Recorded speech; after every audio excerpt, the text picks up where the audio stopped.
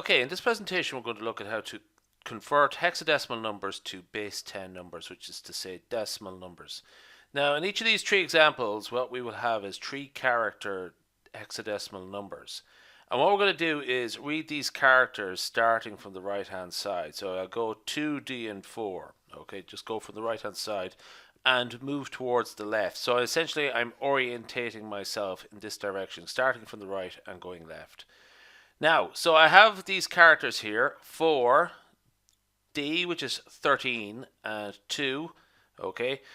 And starting from the right-hand side, what I'm going to do is multiply each of these characters by ascending powers of 16. So 16 to the power of 0 will be my first one. That actually will evaluate to 1, but just for the sake of consistency, I'm calling it 16 and then 16 to the power of 0 and then just simplifying it as 1. We end up with just 2 times 1 there. The next case we have 13 times 16 to the power of 1, which is 13 times 16. And as you can see below there, that evaluates as 208. 4 times 16 squared is 4 times 256. So 4 times 256, that is 1024. So add 208 and 2. So essentially what we do is we add all of these expressions up together.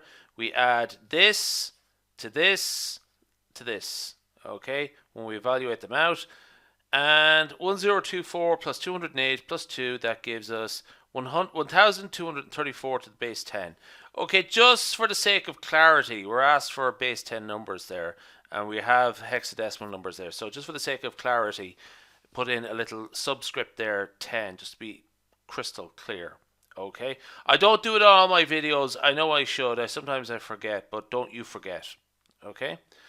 So the reason is actually, and it's demonstrated by this example here, 615. That actually makes sense. 615. If you ignore the subscript there, 615 can correspond to a decimal number. So that's why it helps to put in these subscripts. So again, we do the same thing, starting from the right hand side and moving left. We have 5, 1 and 6, that is our characters. And what we do is we multiply them by ascending powers of 16. So 5 times 16 to the power of 0 is 5 times 1, which gives us 5. 1 times 16 to the power of 1 is 16. And 16 times 16 squared, 6 times 16 squared is 6 times 256, which is 1536. So 1536 plus 16 plus 5, that gives us 1557, and again base 10 there. So 2 more. In this case what we're going to do here is we're going to look at FFF. Just as a remark, this is the highest possible hexadecimal number that can be represented with 3 characters, FFF. Okay, so in each case F is 15. Okay, so we have 15 times 16 to the power of 0, which is 15, plus 15 times 16 to the power of 1, which is 240, plus 15 times 256, which is 2840. So add them all up,